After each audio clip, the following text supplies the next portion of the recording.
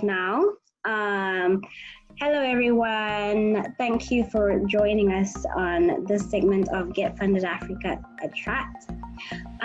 Here I have Dr. May. Dr. May, would you like to introduce yourself? Hi, my name is May. As you know, I am the CEO of Laviana Skin Naturals. Yes, I'm excited to be here today to share myself, my knowledge of what I do today. Yeah. So tell us a little bit about yourself. Like, what do you do? You're Dr. May, right? What do you have a doctorate in? What do you like to do? What's your favorite cat? Or your favorite pet? I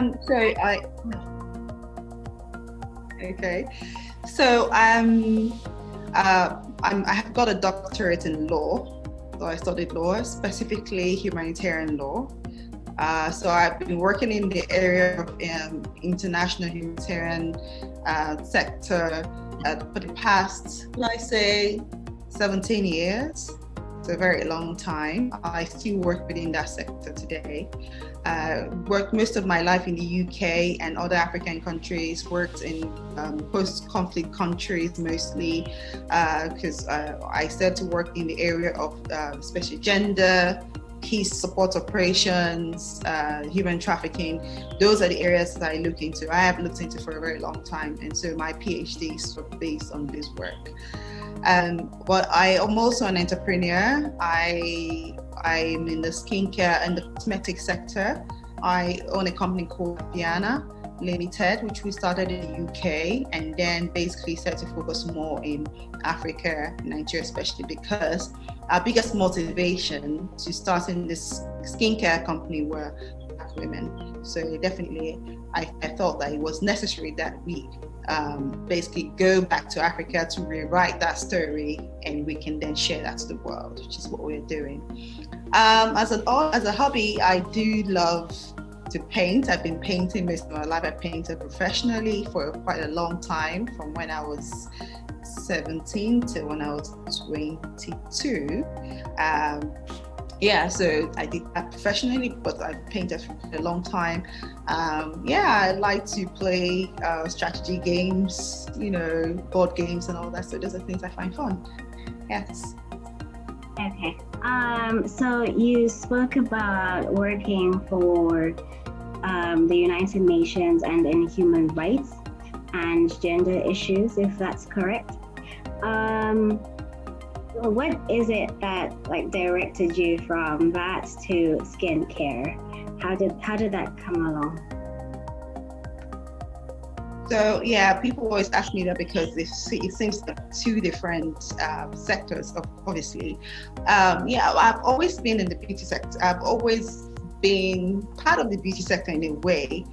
From when I was 19, when I contested for the most beautiful girl in Nigeria, and I finally won, representing Nigeria in West Africa, in Cape Verde, and I won Miss West Africa. So obviously beauty has always been a part of me. But I also loved to be a human rights activist, and so being a beauty queen at that time sort of kind of guided me, gave me the platform to experience the possibility of pursuing my career in, criminal justice or human rights and all of that. So essentially, beauty helped me, gave me the platform, and then now I am actually basically using that platform that it gave me to serve beauty.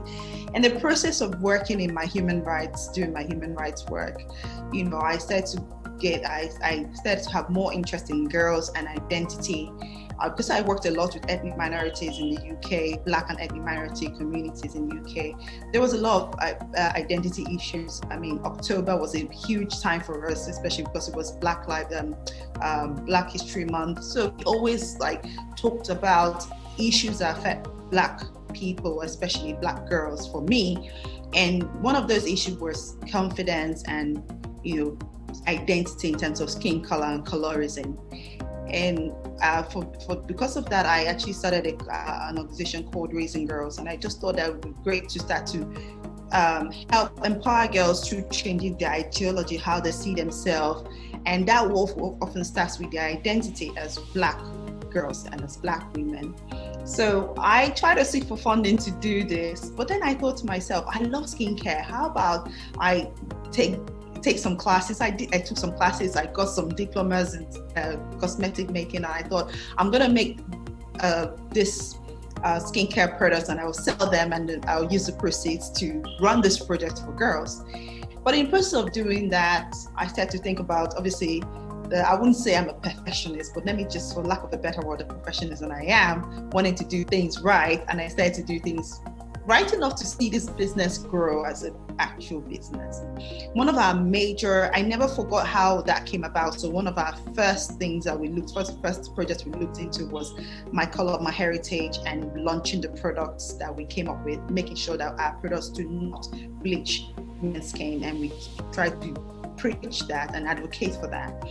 Thank God for today, the Black Lives Matter and all the advocacy going on. It's almost like they brought back some of the advocacy we started 6 years or 5 years ago, and it's just validating the reason why I got to this point. We have this product called Melanie Glow, which is basically dedicated to Black girls, and it's our bestseller. And so in a way, we've actually, the two things, both my career in human rights and my career in beauty, kind of merged together. So they're all me, And so I think it's the perfect combination of perfect way to describe who I am today. They all contributed to each other.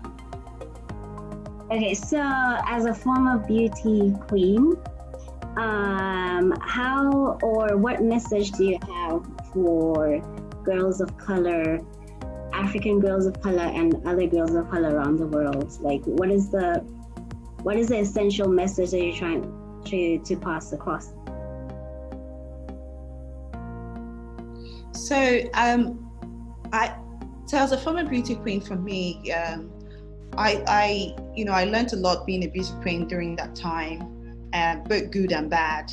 Luckily for me, I had another platform to basically give back what I have known. I learned during my time as a beauty queen and over the years in my career.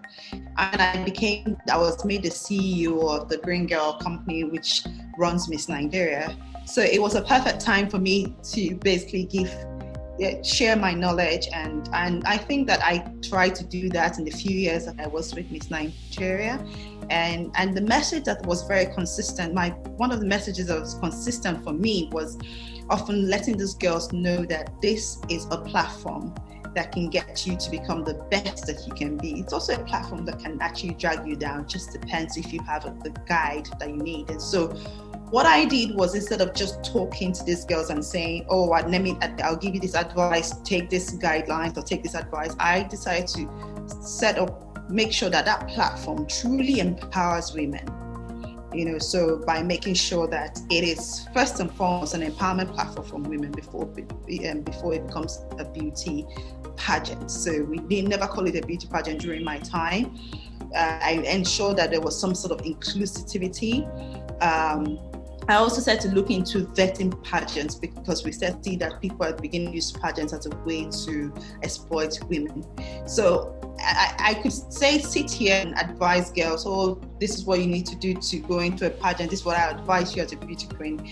But I didn't do that. I didn't just do that. I actually started by creating that platform, because girls need to be guided at that stage. They need the right platform, not just about beauty pageant. They always need the right platform, and they need that holding hand, which people are not often ready to give most of the time, because usually when they get there, it basically changes their life, and there's nobody to tell them what to expect and what to do when they find themselves in a situation. So if you want to contest for a beauty pageant, if anyone is watching and that's what they want to do, or they know someone who wants to do that, first of all, ensure that you're getting yourself entangled with a pageant that has been vetted, that is credible, and check their message, ensure that their values are aligned with your value.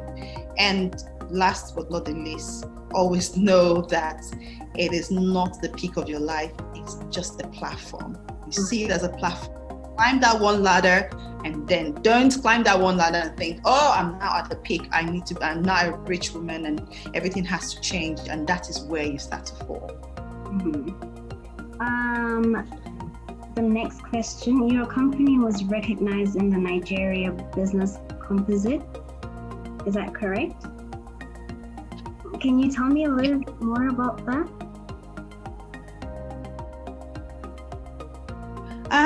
This was done by the Nigerian Stock Exchange with a company called CUC Consulting.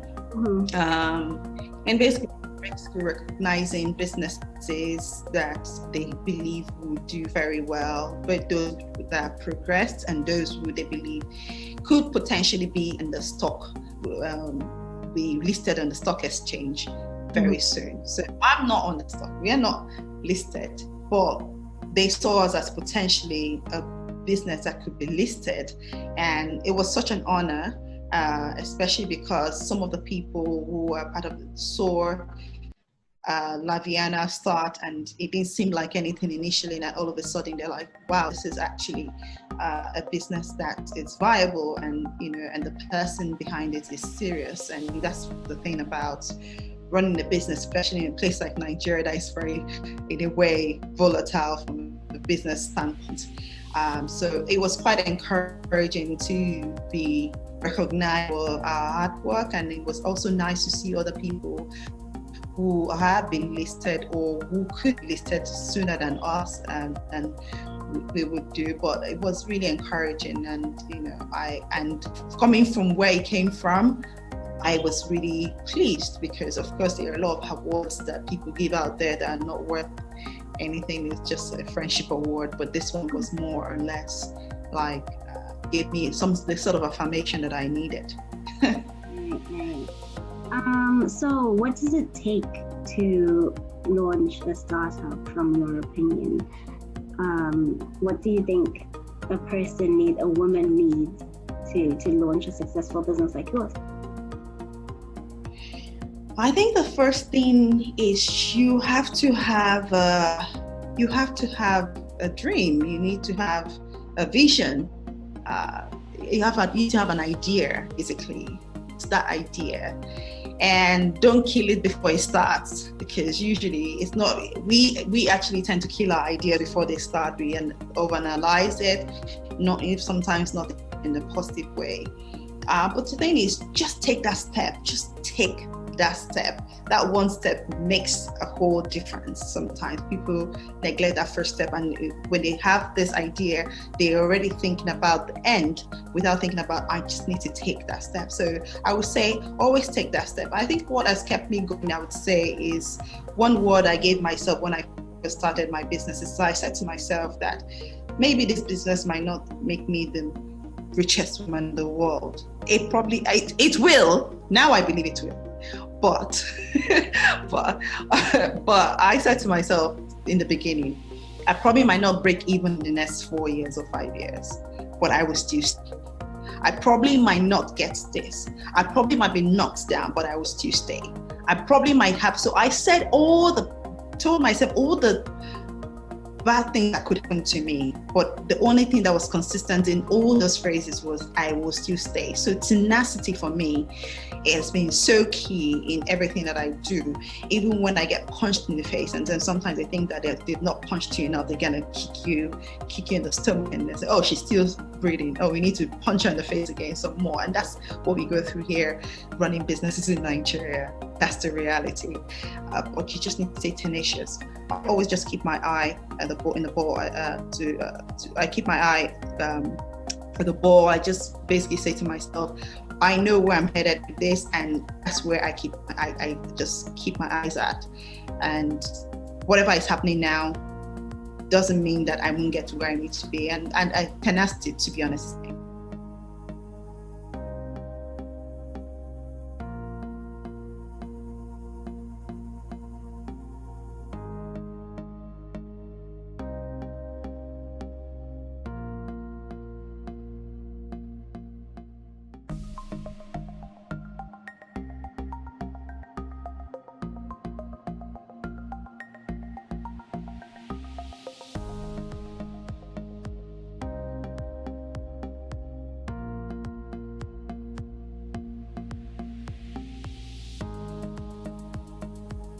And I read here that you launched a book, and your book launch was hosted by the British Deputy Commissioner in Lagos.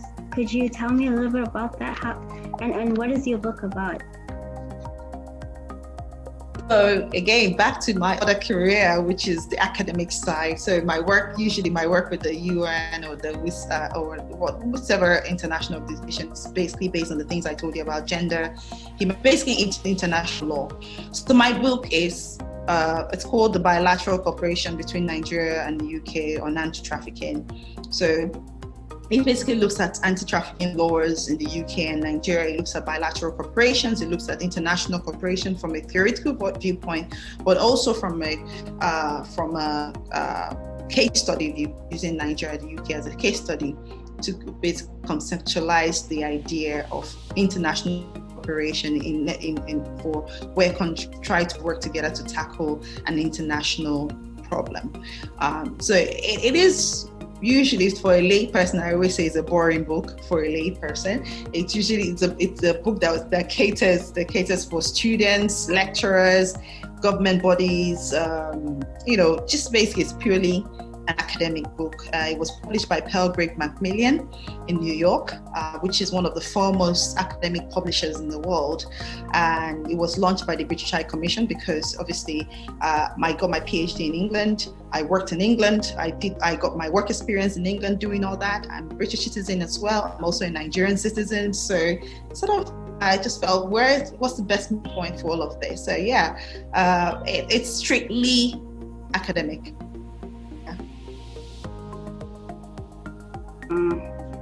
Okay, and without telling us too much sensitive information, what is your brand strategy, and how did you come about choosing the specific strategy that you chose? I think for me, my brand strategy is actually clear in our mission, basically, which is basically to provide innovative skincare for people of color that in a way that is affordable and of good quality. So those three things: innovation, affordability, and quality. Those three things. And if you ask any customer of Laviana, they always say that it's good quality, it's affordable, and it's innovative. The other thing we just added recently, accessibility, and that comes with funding. So we've tested our market, we've seen what works, we've made mistakes as well, but at the same time, we also are gaining confidence from those mistakes. If you know what I mean, then you make mistakes and you realize, oh wow, this is one way I wouldn't do this. I think I'll do a different way. And I used to be so scared of funding, as of 3 years ago, but now I'm so where's the money I need to find? Because now you're a bit more confident about where you want to put your money into, where you want to invest in. So we will continue to invest in those three things that, like I said, add this fourth element to it: is accessibility, quality, affordability, and innovation. Those are the four things, and I believe you do that well, you do it. And for us, even though sometimes in the market, especially in the Nigerian market, people try to discourage you from at least two of those things, so quality and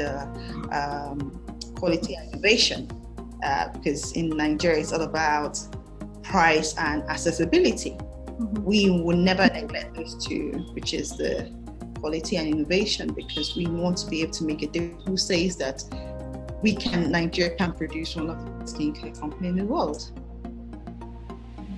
And a question about the funding part, the funding and investment.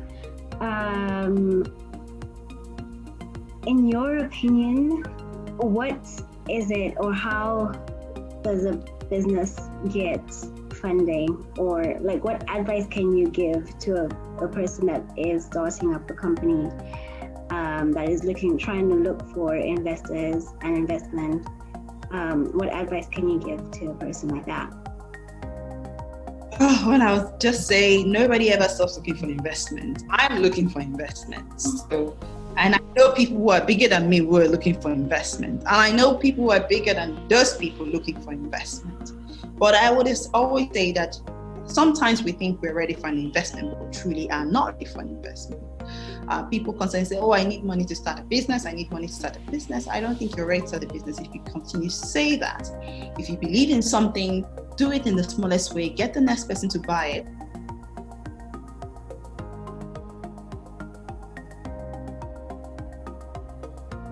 And get next person and then increase it to 2 and increase it to 3 and increase it to 4. Because honestly, you don't even know what you're doing just yet. You might think you have a great idea, but it's going to change over time. So people go see a product on the shelf and they say, oh, if I found a product, I'm going to make it better. And when you get to it, you see how the realities you meet on the ground makes you tweak so much so that by the time you're done with the product, you don't even recognize it yourself. That's the reality of entrepreneurship. So in doing that, it tells you that, you need to seek investment when you know exactly what you're doing. However, there are family and friends who can help you. There's also you. Are you ready to start small as well? You need to be ready to do that. Personally, that's what I think. Unless there is the kind of business you want to seek fund for, requires that huge amounts initially, because without that you can't move. But most business, especially within my sector, you can actually start something at home.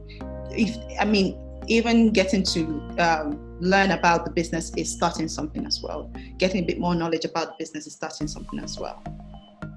But funding is very hard to find, especially here in Africa. And how has Corona affected your business? Of course, it has affected many businesses, but how has it affected yours specifically? I would say positively more than negatively, to be honest. I think we made quite some good money, especially in the beginning of the virus, because we took advantage of the fact that people needed hand sanitizers. So we produced a lot of that and we were sold out very quickly. We even so some of the raw materials were scarce.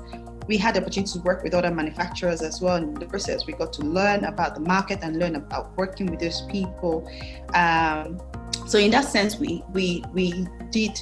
There were some things to gain, but also there is also the issue of buying power for our customers. So we still fine. We haven't. I wouldn't say there's been a reduction in sales, much of a reduction in sales. To be honest, we're still selling. We still have.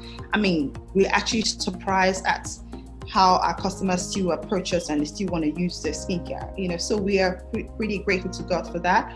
I would also say that although things are slow, don't get me wrong, because of buying power now and money has not been spreading around as it should be, but it also gave us new ideas. So we're actually looking into venturing into new horizons. We're getting into new ventures by virtue of the opportunities that this unfortunate pandemic has brought to us. So certainly expanding our business has been on great and even significant for us, because some of our third parties are not sort of consistent with the way we want them to be consistent. And some people, basically most of the third parties are not consistent. So the quest to be independent has been quite strong for us this period. Okay, so what are your plans on expansion, and do you plan on branching out to Asian market and other African countries? So certainly.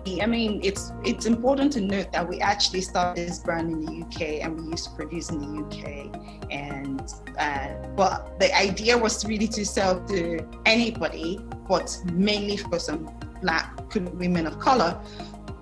Unfortunately, I wouldn't say it's unfortunate, but maybe it's a bit about our marketing or whatever it was, but we had more Caucasians buying our products in England than Black women, and we don't have a problem with that. We had great reviews. We were We're featured in Vogue, in Tatler, and in GQ magazine, in Glamour UK magazine, and it was amazing. We're in London Fashion Week. We started really well, and it seemed great in paper, but it wasn't so great in the bank account.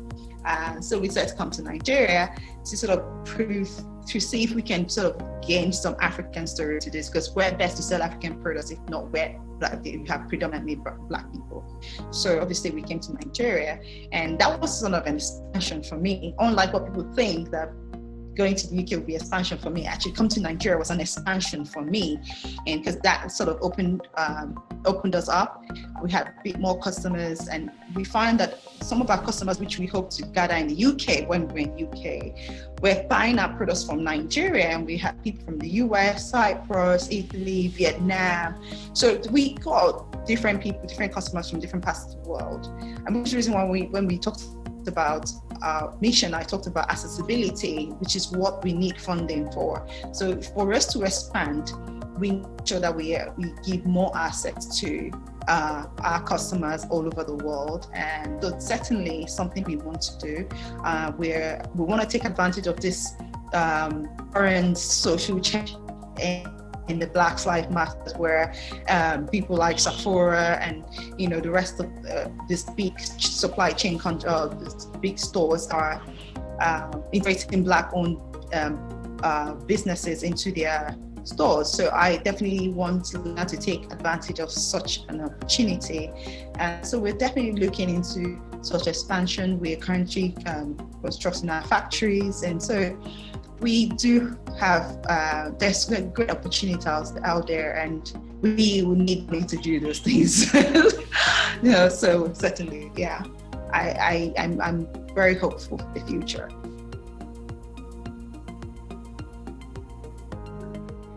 Okay, so what is your advice for Get Funded Africa? Like I said earlier, getting funding in Africa is so difficult.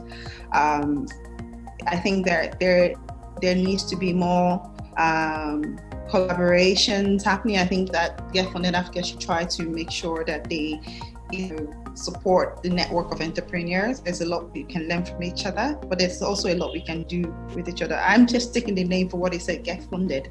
I want to get funded too, so but yeah, I think networking is a very important aspect, and also helping entrepreneurs get the mentorship that they need at different levels, to get the sort of investment that they need into their business, also how to keep their business progressing as well. So yeah, I'd say networking really. I think more can be done in terms of networking. So yeah. There's lots of there's this thing called I think I once attended one when they put like a investment room, a place where you kind of put an investor and an investee together in one room, and they can actually pitch their businesses, and they can just go from one room to the other pitching their business, and they find someone that basically fits into their business and all of that. We need more of those opportunities, but we also need to know how to go about seeking those investments as well. And I would like to believe that Get Funded Africa have all these professionals that can sort of help you put your proposals together, re-strategize with you, and also for people, entrepreneurs who are just sort of starting, they are so scared to get investment. They always say they want investment, but in the reality, they're quite scared of investment or getting loans and all of that. But I think that's because they don't understand the process of all of this. So a bit more information and knowledge for young entrepreneurs would be a very key element to supporting us. Okay, and how do you unwind after a long day? Yeah, well, I like to watch a movie. I love whiskey, so I sip on that. Just generally be by myself or listen to an audiobook. These days I like to listen to more audiobooks than I actually read the main book, because I can just relax and dim the light and all of that. So definitely nice wine or nice whiskey. Yeah.